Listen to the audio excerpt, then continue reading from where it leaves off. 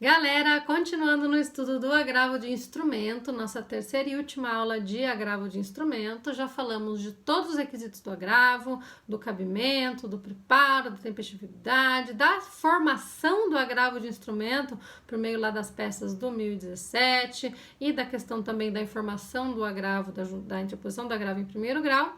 E hoje falaremos do procedimento do agravo, passando também pelos efeitos do agravo de instrumento. Começando por eles. Começando pelos efeitos do agravo de instrumento. Como todo recurso, o agravo também tem efeito devolutivo, também por meio dele se entrega ao tribunal a matéria que seja impugnada, e a matéria impugnada dirá respeito diretamente à decisão agravada. É um recurso de fundamentação livre, é possível trazer neste recurso qualquer erro improcedendo, qualquer erro indicando, e nós temos ali apenas uma limitação à decisão agravada, né? O agravo vai versar sobre os motivos que ensejam a reforma daquela decisão que é objeto do agravo de instrumento. Nós temos aí então um recurso que devolve para o tribunal a matéria impugnada, com ampla também possibilidade de análise dos fundamentos relativos à impugnação daquela matéria que o agravante traz no seu recurso. O agravo de instrumento, como regra, pessoal, não possui efeito suspensivo, ok? Então, o efeito suspensivo no agravo de instrumento é op iudicis, não é op legis, ou seja, ele não decorre diretamente de previsão legal, não é automática, com a interposição do agravo, a suspensão dos efeitos da decisão agravada. Porém, muitas vezes pode haver a necessidade de se pedir esse efeito suspensivo, porque a produção de efeitos pela decisão agravada pode causar danos à parte ou mesmo ao processo. Nos casos de tutela provisória, de agravo de instrumento interposto contra a tutela provisória, por exemplo, nos casos de agravo de instrumento interposto contra a decisão interlocutória de mérito, nos casos de agravo de instrumento interposto contra a decisão que modifica o ônus da prova, por exemplo, nós podemos estar diante de possibilidade de causar danos. No caso da modificação do ônus da prova, é importante que a definição do ônus da prova ocorra no saneamento, antes da fase instrutória começar, vocês já sabem disso. Por essa razão, é muito interessante que o agravo de instrumento interposto contra a decisão que modifica o ônus da prova tenha efeito suspensivo, suspendendo os efeitos da decisão. No caso da modificação do ônus da prova, inclusive suspendendo o processo, de certo modo, porque nós não vamos produzir a prova enquanto não se definir a quem competem os ônus, né? Vejam, então, que em muitos casos a obtenção de um efeito suspensivo ao agravo será relevantíssima, será importante justamente para evitar que a decisão produza efeitos e cause assim um dano às partes ou processo. Esse efeito suspensivo, a piutis, vai suspender então os efeitos da decisão, não necessariamente o processo, salvo quando a decorrência da suspensão dos efeitos da decisão for inevitavelmente a suspensão do processo, ok? Então é possível que a parte formule um pedido de efeito suspensivo ao agravo, ou aquele tal daquele efeito ativo, né, que tecnicamente não é tão correto de se chamar assim, né, que é uma antecipação dos efeitos da tutela recursal. É possível pedir também, na análise que o tribunal fará do agravo assim que receber, que ele não suspenda os efeitos da decisão, mas sim conceda desde já aquilo que só com o julgamento do recurso se concederia. Imaginem um agravo de instrumento interposto contra uma decisão que indefere um pedido de tutela provisória. Se o pedido de tutela provisória foi indeferido, cabe agravo dessa decisão nos termos do inciso 1º do 1015. Pode ser que o tribunal entenda que os requisitos para concessão da tutela provisória estejam presentes num primeiro exame, ali pelo relator da decisão. Nesse caso, não será caso de efeito suspensivo, porque isso equivaleria a suspender uma decisão que não deu a tutela provisória. Ela vai continuar não dando a tutela provisória.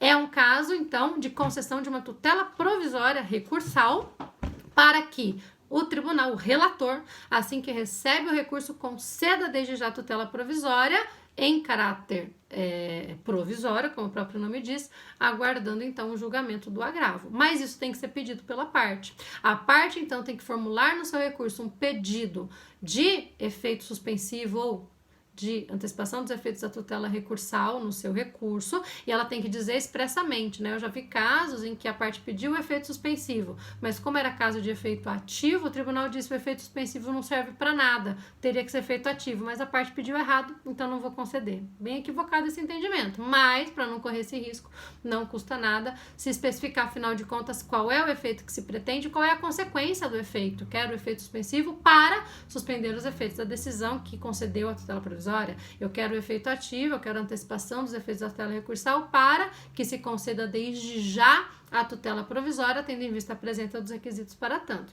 E quais são os requisitos para a concessão de efeito suspensivo ao agravo? São aqueles requisitos que estão lá na parte geral dos recursos que nós estudamos, lá no artigo 995.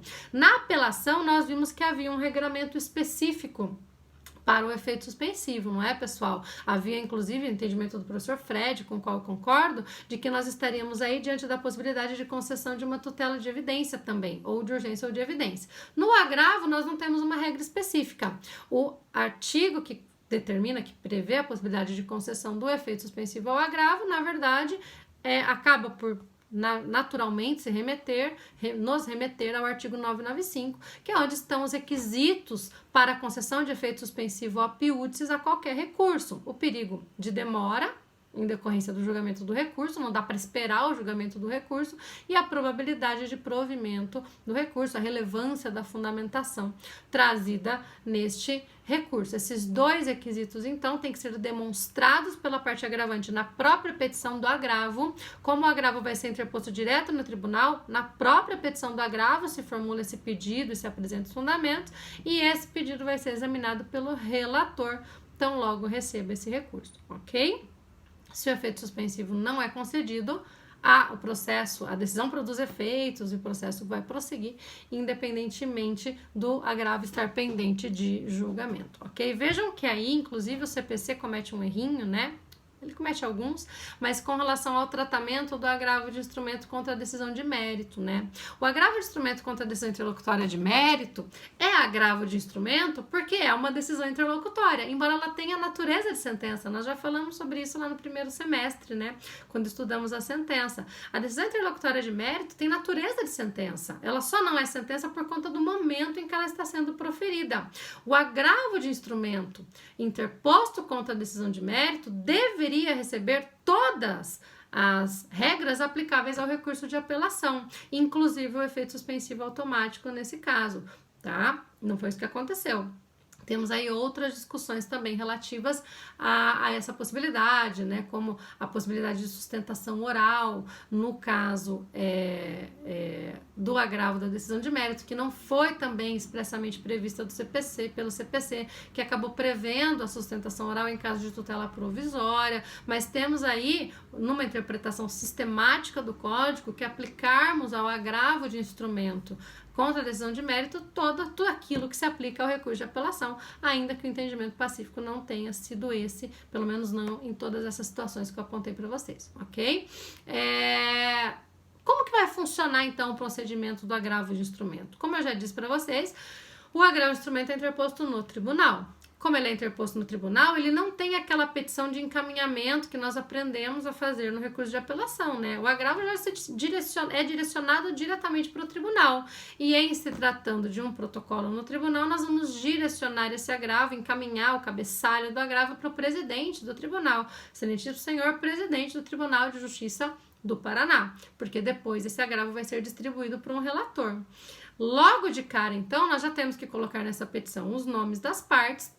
A qualificação também, afinal de contas, é um processo novo no tribunal, né? O processo original está lá em primeiro grau, é um processo novo no tribunal. As partes, a informação sobre a interposição do agravo de instrumento, e ali a gente já começa a discorrer sobre tudo que for necessário ao agravo. Não precisamos fazer aquelas duas peçazinhas, a de interposição e a de razões recursais, como aprendemos a fazer no recurso de apelação, tá? Neste caso, o exame de admissibilidade do agravo será feito pelo tribunal, então também é preciso demonstrar na peça de agravo que os requisitos estão presentes e pedir ao final o conhecimento do agravo em razão da presença dos requisitos de admissibilidade, apresentarmos também um breve retrospecto do caso, a síntese dos fatos, como queiram chamar isso, e depois as razões de reforma da decisão, seja por errores improcedendo, seja por errores indicando. Ao final, o pedido é de conhecimento do agravo e nulidade ou reforma da decisão agravada, a depender do fundamento que se trouxe nas razões recursais.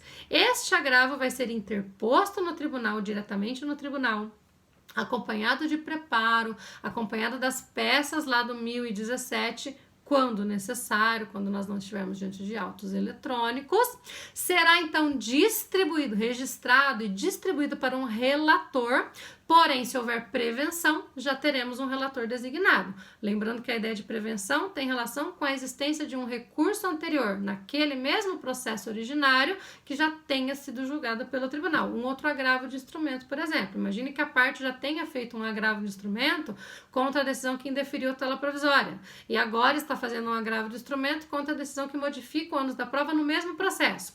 Esse segundo agravo vai para o mesmo relator do primeiro agravo. Regra de prevenção.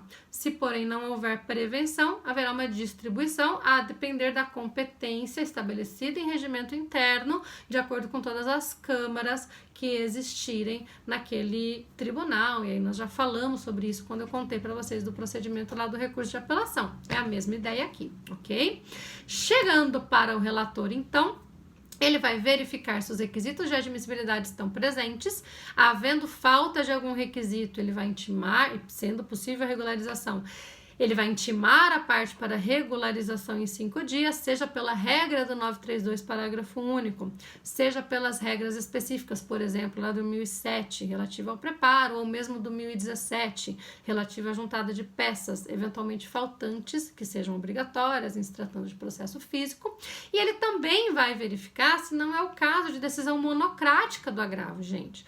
Tudo aquilo que nós vimos para a apelação, relativamente à aplicação do artigo 932, também se aplica ao agravo de instrumento. Então, eu remeto vocês de novo a este artigo que está lá na parte geral dos recursos, que diz respeito à possibilidade de decisão monocrática do relator do agravo, quando ele for inadmissível, quando for possível dar provimento monocraticamente, porque a decisão é contrária a precedente, ou negar provimento monocraticamente, porque o recurso é contrário a precedente. Em todas essas situações, que estão lá no artigo 932, nós temos a possibilidade de uma decisão monocrática no tribunal, e depois veremos que contra essa decisão é possível interpor agravo interno, que é um outro agravo, tá? Que cabe contra decisões monocráticas nos tribunais, mas não se preocupem com o agravo interno agora. Se, porém, o relator observa que não é o caso de negar provimento ao agravo ou negar seguimento ao agravo, ele intima a parte contrária para contrarrazões ao agravo de instrumento. Ele vai fazer isso, inclusive, se for caso de dar provimento monocrático ao agravo, né? Porque aí ele tem que ofertar o contraditório à parte contrária.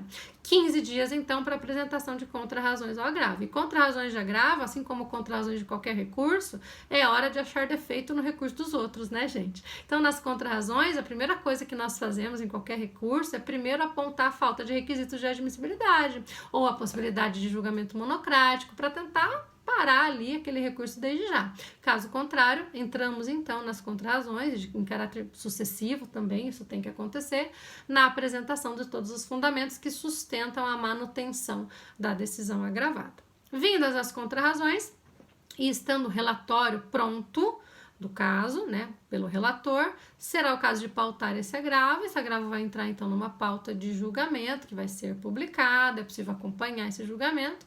Cabe sustentação oral no caso de agravo em tutela provisória. Alguns tribunais estão estendendo a possibilidade de sustentação oral em agravo de instrumentos para outras situações, em especial quando se trata de decisão de mérito. Este agravo vai ser julgado pelo órgão fracionário, que tiver competência para isso, do qual o relator faça parte, 3 desembargadores, e em se tratando de agravo de instrumento contra a decisão de mérito, aplica-se a necessidade de ampliação da colegialidade aí, a regra da ampliação da colegialidade. Aquela que nós vimos para apelação vai se aplicar somente para agravos de instrumento interpostos contra a decisão de mérito quando houver reforma reforma da decisão por maioria. Essa é uma alteração importante aí com relação à apelação.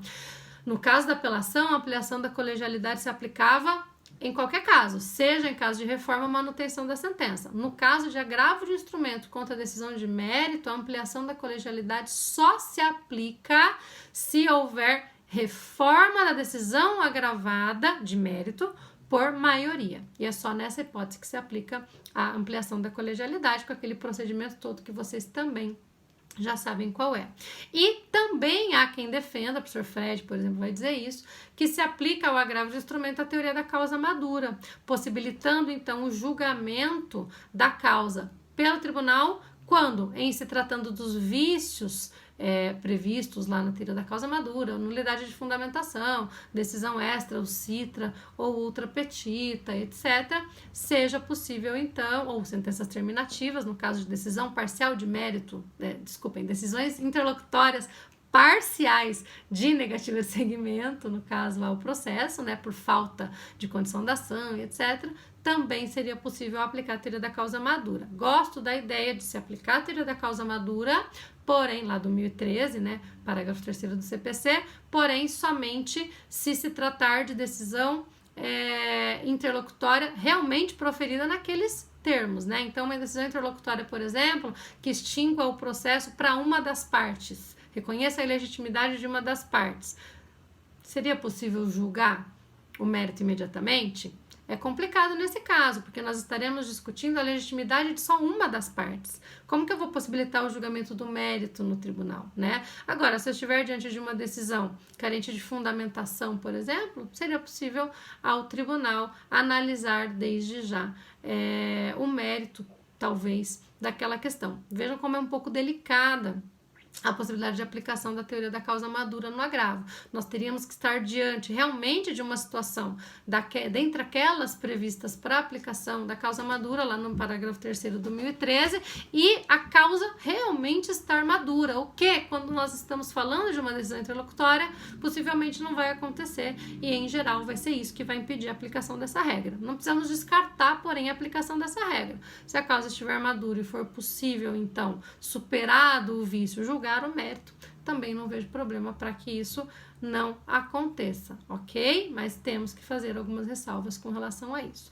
Uma vez julgado, então, esse agravo, será proferido um acórdão, se for um julgamento colegiado, um acórdão que pode eventualmente já ter o colegiado ampliado em razão da aplicação dessa regra, e esse acórdão, então, vai ser publicado e, na sequência, teremos a possibilidade aí de outros recursos interpostos neste caso, ok, pessoal? Não há lá grandes dificuldades, com relação ao procedimento do agravo. Faltou dizer para vocês que se o relator concede a tutela provisória no agravo, o efeito suspensivo ou efeito ativo no agravo, ou se ele indefere, também se trata de uma decisão monocrática que é agravável por meio do agravo interno, tá? E depois, quando estudarmos o agravo interno, também veremos todas essas questões, ok? De agravo de instrumento era isso, anotem todas as dúvidas, tragam para que nós possamos discutir juntos com os casos que eu vou colocar para vocês, para nós podermos aí nos aprofundarmos em algumas questões interessantes a respeito do agravo de instrumento, ok? Se cuidem, até daqui a pouco, um beijo para vocês.